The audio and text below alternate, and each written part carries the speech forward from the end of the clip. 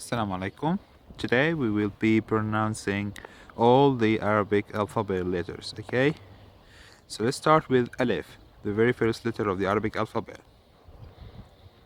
The name of the letter is Alif. The pronunciation A, E, U. Ba, Ba, Bi, Boo. Ta, Ta, Ti, Tu. Tha, Tha, Thi, Thu. Jim, Ja, Ji, Ju. Ha, Ha, Hi, Hu. Kha, Kha, Khi, Khu. Dal, Da, Di, Du. ذال, ذا, ذي, ذو. را، را، ري، رو. زاي، زا، زي، زو. سين، سا، سي، سو. شين، شا، شي، شو.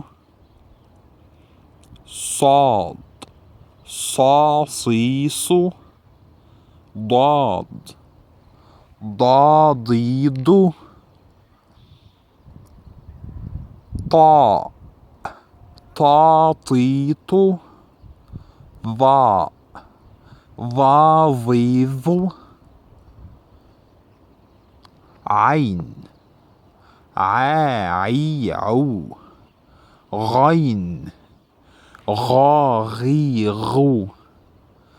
فاء، فا، في، فو.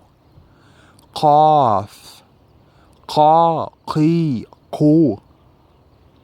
كاف، كا، كي، كو. لام، لا، لي، لو. ميم، ما، مي، مو. نون، نا، ني، نو. هاء، ها، هي، هو. واو، واوي، وو. ياء، يا، يي، يو. And that is it. Assalamu alaikum. Now it's your turn to pronounce more and more. Assalama.